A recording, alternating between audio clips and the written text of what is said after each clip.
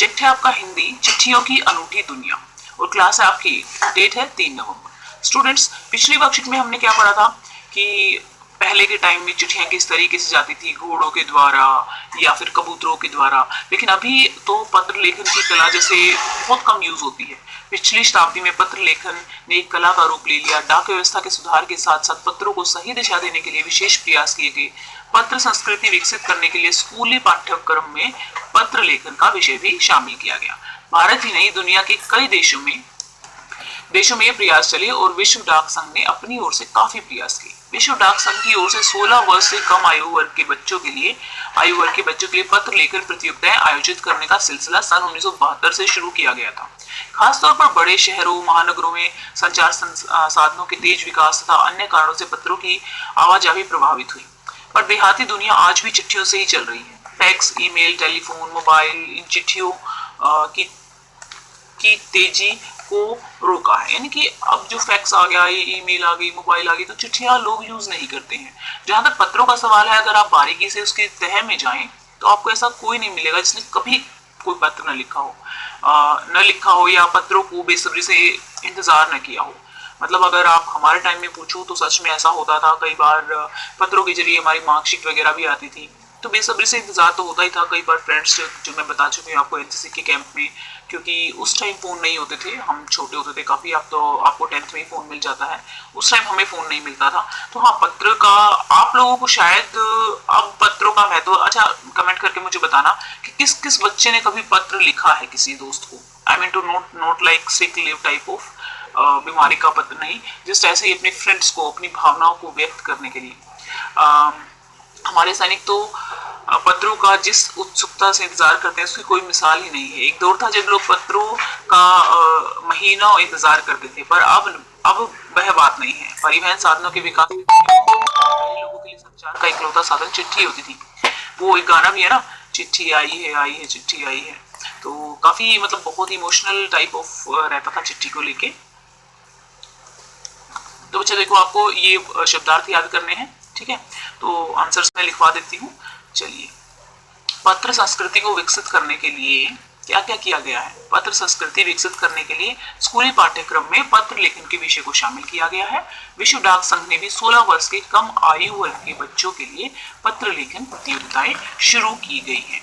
ठीक है, नेक्स्ट है आपका विश्व डाक संघ द्वारा शुरू किया गया और कब? विश्व डाक संघ द्वारा 16 वर्ष से कम आयु, ये देखिए क्या है, टाइपिंग में थोड़ा सा ये रह जाता है, ठीक कर रही थी इसको लेकिन ये ठीक आया नहीं। तो आपको आयु वर्ग के बच्चों के लिए पत्र लेखन प्रतियोगिताओं का आयोजन सन 1972 में शुरू किया गया था। ठीक है, पत्रों की आवाजाही क्यों प्रभावित हुई? बड़े शहरों और महानगरों में संचार साधनों के तेज विकास और फैक्स, ईमेल, टेलीफोन तथा मोबाइल आदि ने पत्रों की आवाजाही को प्रभावित किया है। नेक्स्ट है, सैनिक पत्रों का उत्सुकता से इंतजार क्यों करते हैं? पत्र सैनिकों के लिए संचार स्थापित करने का प्रमुख साधन होते हैं। अपने घर का समाचार प्राप्त करने और अपने प्रियजनों का हालचाल जानने के लिए सैनिक पत्रों का उत्सुकता से इंतजार करते हैं। अगर अभी आपने कभी पत्र नहीं लिखा है तो कभी लिख के देखना, बहुत अच्छा लगता है।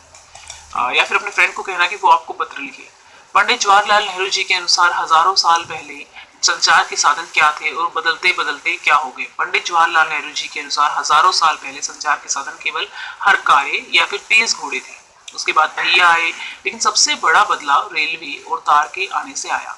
तार ने रेलवे से भी तेज गति से संवाद पहचानने शुरू किए। अब टेलीफोन, वायरलेस, आगे रडार दुनिया को बदल रहा है।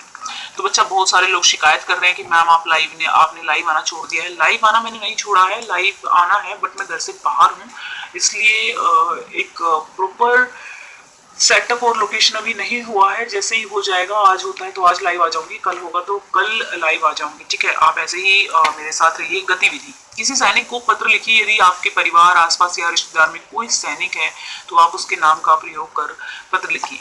तो मेरे तो एक बड़े ताऊ जी के बेटे हैं, सैनिक ही हैं वो। पता ABC, ठीक है, दिनांक लिखना, आपको डेट लिखनी है यहाँ पे। प्रिय मित्र मंजीत, जो भी है आपका मित्र, यहाँ पे सादर नमस्कार। मैं यहाँ कुशल हूँ, आशा करता हूँ आपका तो प्रिय मित्र नहीं होगा, मे बी आपका कोई, क्योंकि आप बहुत छोटे हो भी, तो आपके चाचा जी होंगे। प्रिय चाचा जी, मित्र की जगह चाचा जी लिख देना।